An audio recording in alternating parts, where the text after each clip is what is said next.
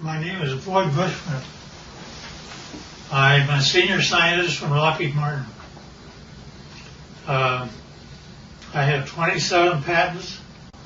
Approximately 13 years ago, I ran across a person who had been given a job by Dr. Teller. Dr. Teller was Oppenheimer's right-hand man, and even after Oppenheimer was thrown out of Area 51, Dr. Teller stayed there and was in charge of several programs. The person that I contact twice to 3 times per month is the head of that program now. And they continually update me on everything they possibly can. I do have a top secret clearance.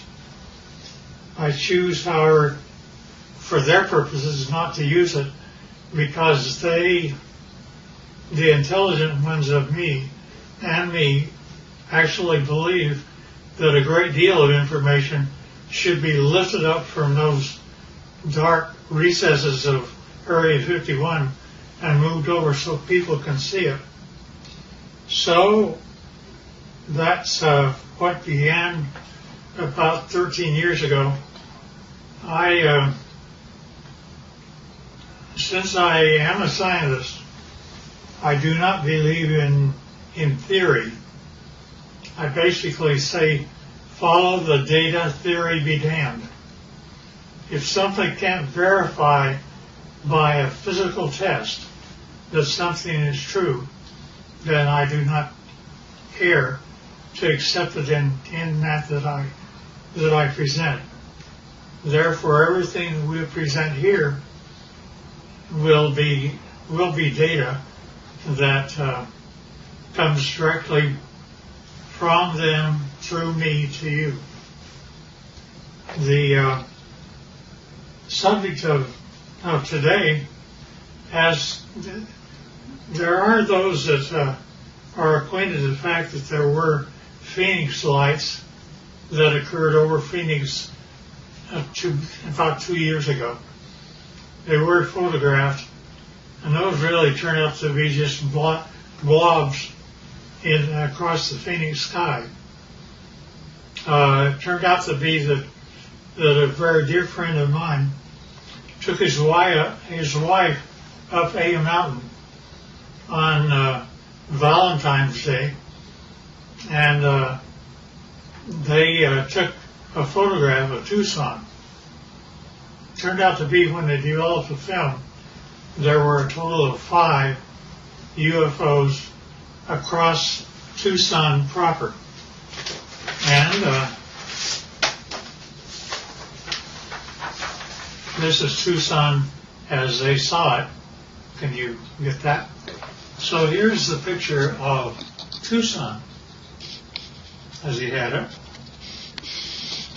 Then, as he developed further, notice that there are 5 very distinct UFOs along the top of the mountain. Mm-hmm. One of them is even canted a bit, about 45 degrees. Now, the person that took the film said that he had a mothership underneath and one up high. This shows the high one. Mm-hmm. I don't know if I know that I can buy the ship. My name is Scott Faree. I live in Vail, Arizona. A friend of mine who manages a nonprofit in Tucson asked me to take some photos for him for his website. And he was looking for a sunrise picture of kind of the skyline of downtown Tucson. So I had gone out actually on Valentine's Day evening. I dragged my wife up to A Mountain so that I could go up there and just block out some shots, kind of plan the photos that I was ultimately going to take for that website. And so we got up on A Mountain just as the sun was setting. I set up my Canon 40D on a tripod, opened the shutter up fully. I really wasn't looking for picture quality. I was, like I said, I was looking to block out where I wanted to set the camera and the angles that I wanted to take. And so I started to click off some photos, and I had these set with a timer release on the shutter so I didn't get any camera vibration because the sun was starting to set. We were running into fairly low light. And I took, I don't know, it was probably 6 or 8 pictures. I figured I'd had enough that I could take a look at tomorrow, or take a look at the next day and decide what I liked. So we went out to dinner that night, went home the following day. I uploaded these photos onto my laptop, and I noticed some lights that I really didn't expect to see up above the Santa Catalina Mountains. And upon closer inspection, and as I really ran out the contrast in the photo, I ended up with something that I still can't explain to this day. This is the original photo, and these lights were showing up just over the top of the mountain. I took a second photo probably 5 or 6 seconds later, as long as it would have taken for me to reset the timer. And in fact, this group of lights was in a much more narrow band, and now about, well, I don't know, I can't really say distance-wise, but they'd moved quite a ways from where that original grouping had taken place. So I still have no explanation for the camera, or for the pictures. These images, these lights have not shown up in any other photos that I've taken. I'm at a loss as to what they might be, and certainly curious as to where those lights came from. They certainly are very similar images. Here's up and flying. Let me go through now on the ships. In order for me to believe it, I had to get blow-ups, and so here are 2 of them, which is blown up much higher. And I think I have one that, yeah, you can see the 45-degree candid UFO. Now see, the only reason that I bought everything that he said is because my people have been feeding me for 13 years pictures, not only pictures of just plain pictures, but I gave them assignments, being a senior scientist, and they got a picture of up close and personal. This is a UFO which is ready to take off, and it is very up close. And they inform me that there are 3 elements which the UFO is contained. One is telluride, the other is germanium, the other is palladium. I did not say a metal once. And not only that, but the things pick up and fly using anti-gravity. Now, that's one picture. Here's another picture. In this case, the UFO is not turned on, ready to fly. Therefore, it only shows on the upper part of it. And generally, it's white on the underside when power is applied. Here's also another of the same order. Now, these UFOs are 38 feet in diameter, and it was rather surprising to me, since I actually physically gave them my camera. They took this picture as a UFO was departing. Within one flick of my camera, they got 3 UFOs. That's real. And yeah, we don't know why either.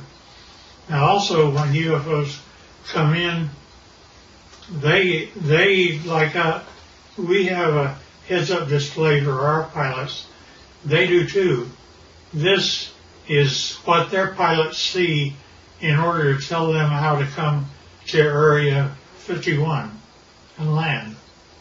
And not only that, they can go to a vertical hole in a mountain over 51 and go down a shaft. They don't have wheels. They don't have anything like that. They take off by going up straight, and then not only that, but they travel extremely rapidly. Their home planet is Quintonia, which is 68 light years from us. They, to my surprise, when I asked them how fast they take to get from that, it should be 68,000 years to make it according to Einstein. But they're able to make it to us in 45 years. So I gave them an assignment to photograph the planets from space as they were coming back. And they did that. And you see Jupiter and Saturn and Mars and Earth as it's seen by UFOs. And here's another. Now, we aren't going through motherships or anything like that. Nevertheless, those are the UFOs. Now, when they actually get powered up and actually start traveling, it turns like this. You do not hear sound. They're up. They travel like that. They look like that, and they travel extremely rapidly. Now, the question is who are they? Here's another one. You see the bottom, how it's all white. It's turned on. Here's also the bottom turned on. Strangely enough, I asked them to take pictures of the power unit on the bottom, up close and personal. They gave me this. I don't know what this means. That's when my camera actually looks into the power center of the UFO. Now, I asked them to tell me about who was flying these things. He therefore said, fine, they're approximately 5 feet, 4.5 to 5 feet tall. They had one or two of them around it that were 230 years old, and we have a total of at least 18 that exist and operate with our facility as Teller set it up. Now notice the eyes are different, nose are different, but they do have 5 fingers, 5 toes, 2 eyes, and rather strangely enough, I asked him how they communicate. He says, well, it's like this, Ward. You all of a sudden have a question in your mind. You walk into a room with one of them, and all of a sudden you find yourself giving the answer to your question in your own voice. They're able to use your own voice by telepathy to talk to you. And I said, fine. Now that's how they look front. But when you turn around and look at the back, it's like that. Now notice that they have 3 backbones. They're actually cartilage. Nevertheless, it's a much more efficient system than ours. They also have 3 ribs in their system rather than more. This is also the back side of an alien. Here's a 45-degree look.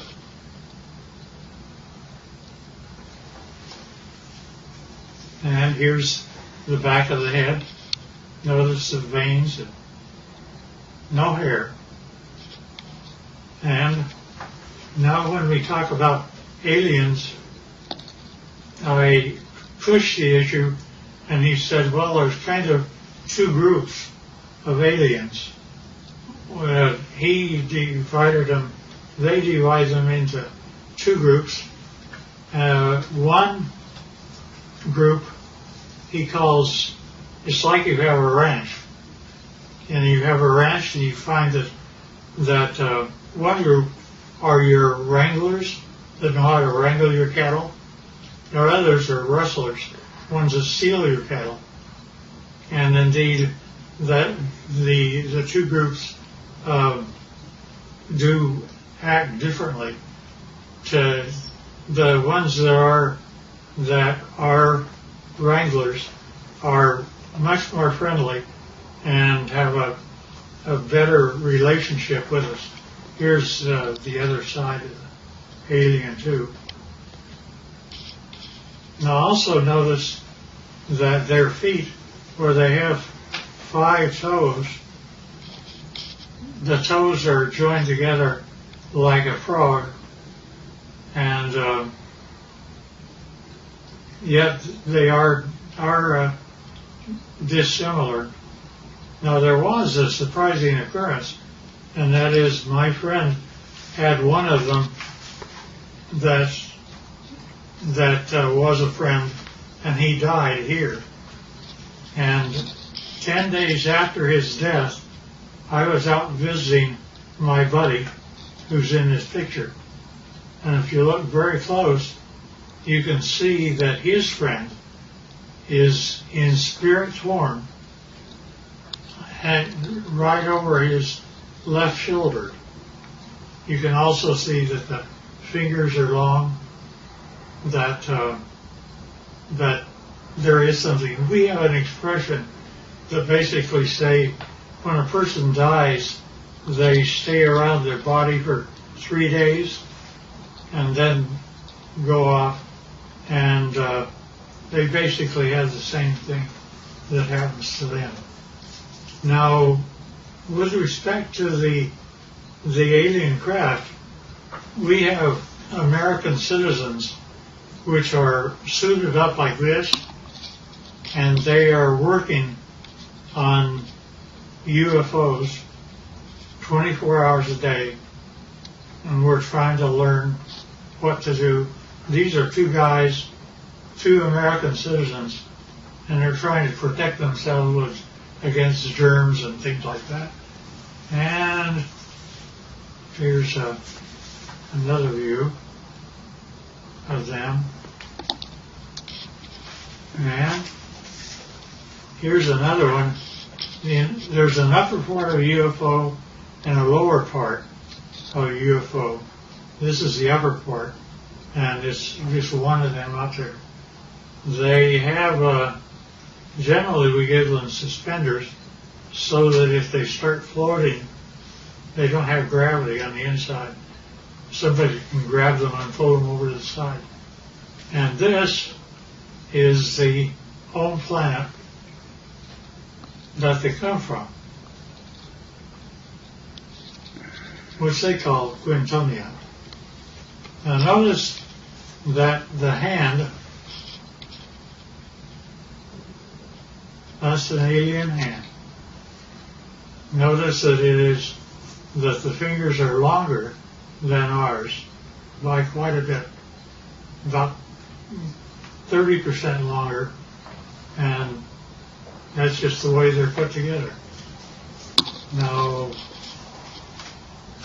at any rate,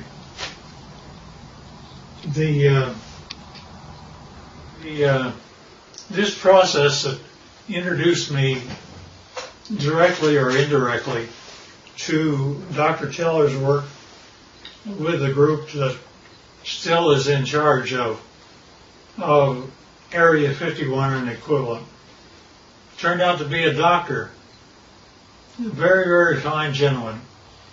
And I was carrying on a conversation with him. He saw how the subject was going, so he simply said, well, you need to know what I did one day. And I said, okay.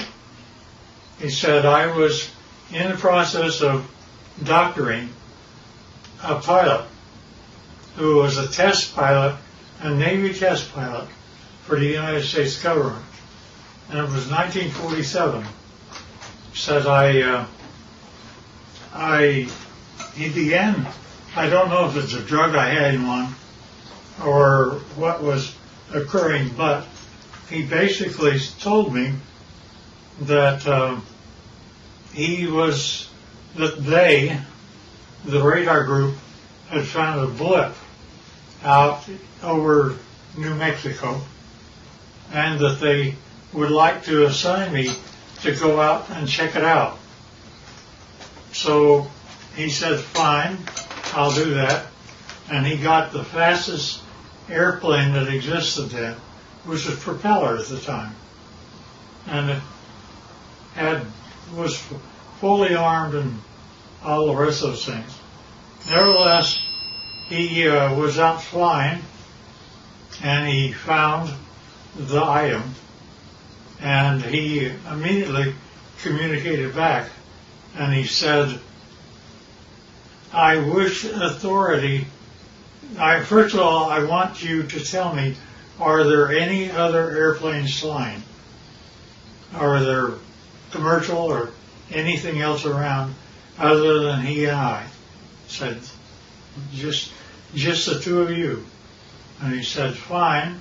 Second thing I want to know is, do I have authority to shoot it down? I said, why do you want authority to shoot it down? He says, because I am flying the fastest thing that the United States can make, and he's beginning to leave me. Therefore, I know he's either a friend or an enemy, and if he's leaving me, he's an enemy. Therefore, I wish authority to shoot it down. The commander said, fine. He granted him authority. He pulled in. He shot him down. It came down. He flew past and saw that there was a road on the one side of a fence area. He came down and landed his airplane. Hard to do, but he did. And then he cut across the fence. One of them, the door was open. One of them was out walking around. But he didn't care about that. He cared about what the vehicle was. So he went over, and rather strangely enough, when he ducked down, because they were only 5 feet high, he saw that he could see through the walls. Not only that, but as he stepped in, the floor was spongy. He looked at the three that were there, and they were dead. He knew they were. He'd killed them. But he also knew that the military would come, and he had put up with those guys for a long time. So he went back across the barbed wire fence, got in his airplane, and took off. Therefore, he was never briefed out at all. And he didn't give my friend authority to allow me to know what his name was. I know, but I won't reveal. Both of them should have been gone for a long time. Nevertheless, so when I got up with my contacts in Area 51, I brought up that story, and they said, well, that's totally true, but we can't say it, you can. And that's how they've kept me all this time, is I can talk about it, but they can't. I do, because of some very good reasons, keep things within control, but I don't want us to fall behind the Russians and Chinese. And the problem I have is that Area 51 is working with both the Russians and Chinese right now. And trying to make UFOs, they have, there's been a total of 39 United States citizens that have lost their lives trying to reverse engineer UFOs. And it's Well, the last one I heard of was a year and a half ago, where we lost 19 lives in one test. They actually wanted to bring various flying craft near the UFO, and the UFO defended itself, and 19 of our people died. Now, they kept giving me things rather than, they would give me pieces of UFOs, and I would come to my laboratories. I had the laboratories of Lockheed and every place else, so I would do that, but I would get pieces of UFOs. For example, I have 3 little pieces of UFOs down underneath the thing that looks like a quartz crystal. Notice that that is my hand, and it is giving weight. It says that it weighs 100 grams. Now, without those 3 items, when I take the UFO material away, notice that the 3 UFO items are gone. But also notice that the weight of the crystal is now 650 grams. The implication here is that if I were to take the pieces of UFO and put them underneath an average man's scale, he would weigh 45 pounds. Basically, they're working in anti-gravity, and therefore our effort is anti-gravity. Now, not only that, but we take these same pieces of items, and I go to a standard voltmeter, and notice that in my voltmeter I am getting a total voltage of 249 volts out of one piece of UFO. Not only that, but the team took a piece of UFO and connected it up like this and was able to have a complete laboratory operate for 6 months with heavy equipment. And it goes all the way up to 12 amperes. And since you didn't really get this before, here's the foot with the toes joined together.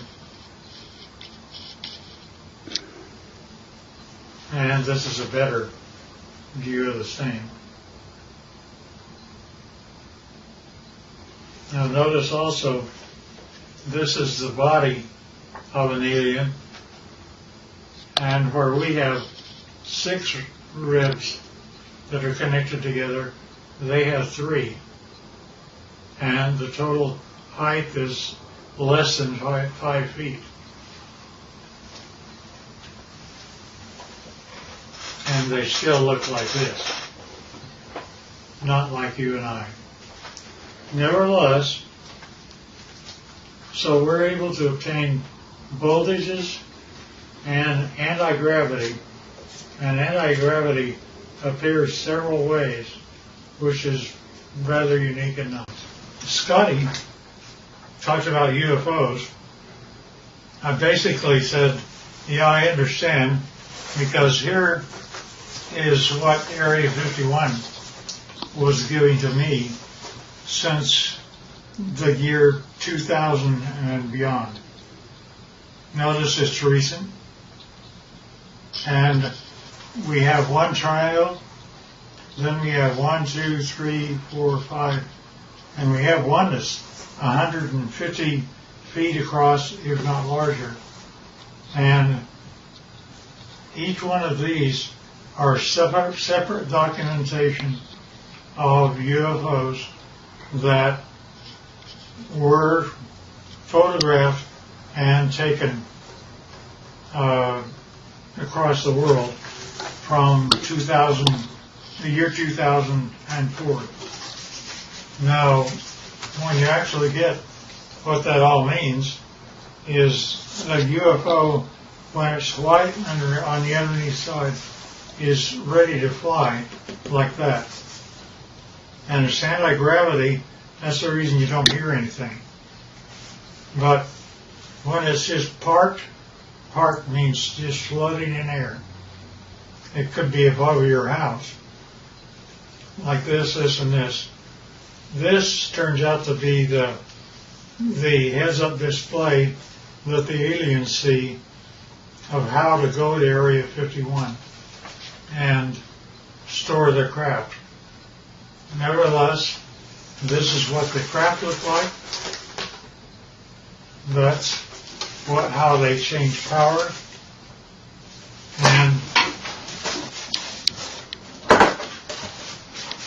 And notice that here's an egg-like thing, but it's standing on end only because it has no gravity itself. And that is a piece of UFO germanium. And this little dot is a piece of neodymium magnet, which is above the germanium, and it's floating all by itself. And that, again, is a UFO. And we don't know why, but the crystal appears to be colored rose, and we can't figure out why yet. Now, there's a whole batch of analysis that we're having to do. Alien, side view, front view, top view, line.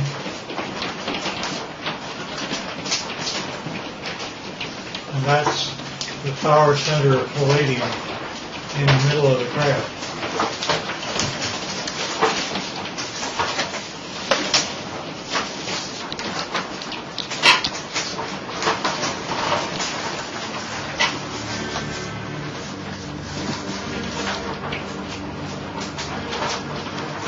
In case I missed anything.